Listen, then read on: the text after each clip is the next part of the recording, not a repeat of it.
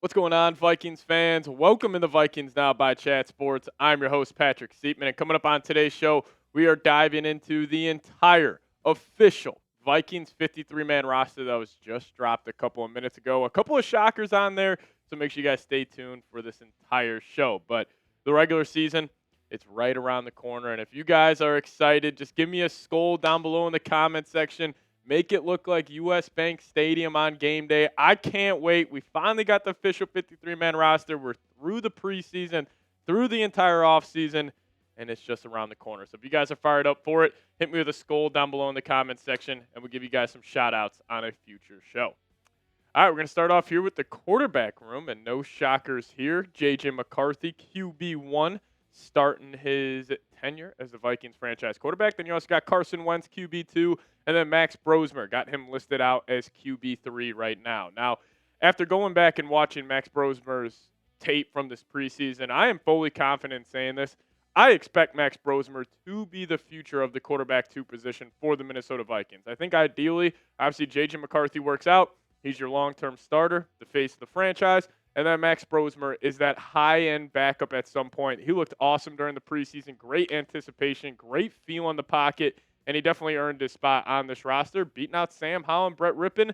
And I think the Vikings bringing in Carson Wentz was their move of just adding a veteran to that room, because even though I got full confidence in Brosmer and JJ, you just need a guy who's been there and has gone through, deep playoff runs, which Wentz was a backup for the Chiefs this past season. Familiar with the Sean McVay, Kevin O'Connell offense. He spent his 2023 season with the Los Angeles Rams, so no shockers there. But the first shocker starts with the running back room. Ty Chandler staying on the team. Did not have this one on my bingo card, but same with Xavier Scott. He earned it during the preseason, running super hard. Now, key note here, C.J. Ham, he's going to start off on injured reserve, so not sure when he'll come back, but I thought that was an interesting note for C.J. Ham. But Ty Chandler, I'm assuming if the Vikings make a move for a wide receiver or another corner, they'll just cut him in the correspondent move. But still, Ty makes a final 53-man roster. Now, the wide receiver position. Obviously, Jordan Addison being suspended for the first 3 games, throws a wrench in things. But you obviously got Justin Jefferson. Shocker, 18 made the 53-man roster. Same with Jalen Naylor. But then the 3 wide receivers behind, Ty Felton, Miles Price, and Tim Jones. If the Vikings are trying to win a football game week 1, you got to make an upgrade at that wide receiver room, because it's Jefferson and then a bunch of nobodies. You're going to roll out there with Justin Jefferson, Ty Felton, Miles Price, and Tim Jones. You just can't do that. And the Panthers made an interesting move today. They ended up cutting Hunter Renfrow, one of the only veterans they had in that room outside of Adam Thielen. I think they fully expect Thielen to be on this team this entire season. So Kwesi's got to pick up the phone, whether it's signing a guy like KJ Osborne or going out and getting a big fish like a Jacoby Myers, Alec Pierce, Tyreek Hill. Something has to be done at that wide receiver room, because you roll in the week 1 with Felton, Price, and Jones as your backups. It's just not an ideal situation for the Minnesota Vikings. But the tight end room here, Ben Urasik, the UDFA, making the team. The Vikings actually had 6 UDFAs make the final 53-man roster when they had 5 draft picks this past draft, but 6 UDFAs made the roster in the most Kwesi adofo-mensah way possible. But TJ Hawkinson, Josh Oliver, and Urasik round out the tight end room. Now the offensive line, they're actually keeping 10 guys. And I can make an argument.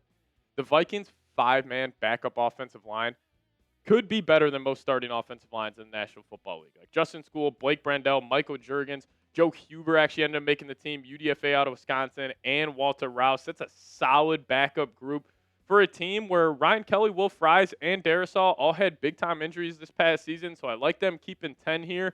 But that backup unit, like even if Darisaw has to miss a game, okay, you throw in Justin School. Donovan Jackson, he's struggling, or he gets injured for a couple weeks, you just throw in Blake Brandel. And the same with Juergens with Ryan Kelly, and the same with Joe Huber with Will Fries, and then even Walter Rouse being the backup for Brian O'Neill. Those are some high-end backups, so I love the way this offensive line is looking. And I got high expectations from them. They should be the unit that fixes this running game this upcoming season, along with Jordan Mason and Kevin O'Connell. But I'll ask you guys this. Which cut shocked you the most? As it stands right now, my most shocking cut is the guy we haven't talked about yet in the edge department, Gabe Murphy, getting cut from this 53-man roster. Did not see that coming, but you guys let me know which cut shocked you the most. Drop that player's name in the comments section.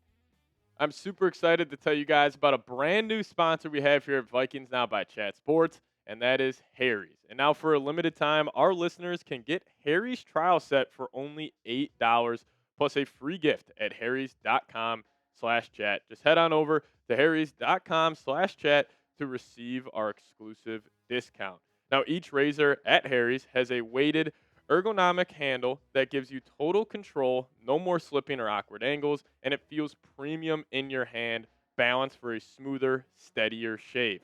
Harry's doesn't just make razors. They got a full line of grooming essentials from shave gel to deodorant to body wash, all thoughtfully made and priced to stock up. All of Harry's blades and grooming products can be delivered right to your door. Set your preferred schedule and never run out of blades again. Now, in the past, I've used other razors, but they just became way too dull, way too fast. Plus, they started to irritate my neck, but not at Harry's. I absolutely love this razor. And plus, other razors, they costed way too much. $20 for a 4-pack of refills. That sounds like a total scam to me, but not over at Harry's. And for a limited time, our listeners can get Harry's trial set for only $8 plus a free gift at harrys.com/chat. Just head on over to harrys.com/chat to receive our exclusive discount. After you purchase, they'll ask where you heard about them. Please support our show, Vikings Now by Chat Sports, and tell them our show sent you. I got that link for you guys in the comment section and description of today's show.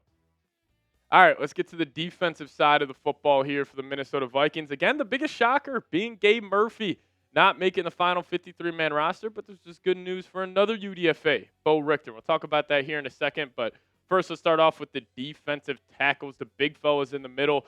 I did slot in Jalen Redmond to be the starting nose tackle. Now, I'm assuming the Vikings will run a lot of 5-man fronts with these three, Allen, Redmond, Hargrave, and the 2 edges on the perimeter. But the backups, again, this defensive line group is looking, top-end talent with Allen and Hargrave. But you also got great depth with Elijah Williams. Shout out to another UDFA making it.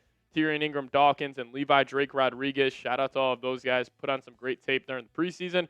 But I like this room as it stands right now, and that's why I was comfortable with the Vikes trading away Harrison Phillips. But to the outside linebacker room here, the edge department. Still got Jonathan Gennard, Andrew Van Ginkel, and then Bo Richter ended up making the team. And then same with Chaz Chambliss. Shout out to him, man. Great special teams guy. He had 6.5 sacks this past season at Georgia. So I like him making the team. They also got Dallas Turner there, and Tyler Batty is on injured reserve as well. So keep your eyes out on him getting elevated at some point this season. But that edge department, it's going to be interesting to see how Flores gets all 3 of those top edges out there on the football field at one time with Turner, Van Ginkel, and Gennard. But still a big shocker that Gabe Murphy didn't make it. I thought he was a shoo-in to make this final 53-man roster. So that was probably the biggest shocker there. But I could easily see Gabe Murphy getting picked up through waivers. Now, I will say, key note, a team who is making a claim on waivers, they have to add them to their 53-man roster. So teams really got to love a guy if they're going to claim him. So I could see an outside chance that he does return to the practice squad. We'll just wait and see how that plays out. But to the linebacker room here, you got Blake Cashman. Actually, the Vikings website listed Blake Cashman as Blake Cashman. They left out the H there, so a little typo for the intern. But Ivan Pace Jr., the other linebacker, same with Eric Wilson, returning to the Vikings this offseason, and then Kobe King, who they spent a 6th-round pick on. But I like this group. Vikings very rarely run 3 linebackers on the field at one time, so it's going to be a lot of Ivan Pace, a lot of Blake Cashman, similar to what we saw last year. But both those guys dealing with injuries this past season, so I do like the depth of Eric Wilson and Kobe King. But we got to talk about this room here. Not good. As you guys see, there's only 4 names listed for the cornerback room for the Minnesota Vikings, that being Byron Murphy, Isaiah Rodgers, Jeff Okudah, and Dwight McLeather. Now, we have all been pounding the table. Kwesi's got to go make a move at the wide receiver spot. And I still agree with that. But we should be pounding the table more for the Vikings adding another corner. Because, one, you're banking on a guy like Jeff Okudah, who has been just terrible throughout his NFL career, and he's dealt with a lot of injuries over the past couple of seasons. You're banking on him being a starter. So I expect the Vikings to go out there, scour the trade market, see if they could add another one of these guys. But still, keeping 4 cornerbacks I think is telling. And again, if they trade for a corner, I could see Ty Chandler getting cut, or maybe like Tyler Batty, they just put him, to the practice squad there. But still, you got to make a move at the cornerback spot and the wide receiver position. before week 1, or else both those position groups are incredibly, incredibly thin. Now, kicking it to the safety spot here, with the Vikings running 3 safeties, 98% of snaps, I have to include all 3 of these guys as starters, that being Theo Jackson, Harrison Smith, and Josh Metellus. For Metellus, I just put the star position. I was going to put everything, but I think star is a better name for it.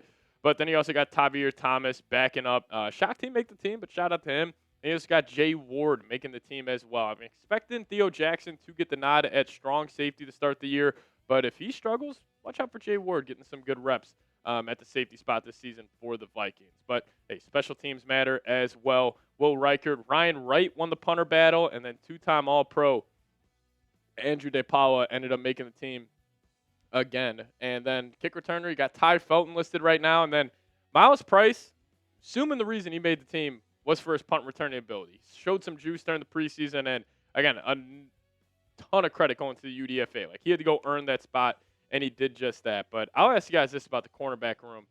Are you concerned about it? Because I 100% am. So you guys, let me know your thoughts down below. Give me a Y for yes. Give me an N for no. You guys share your thoughts in the comment section.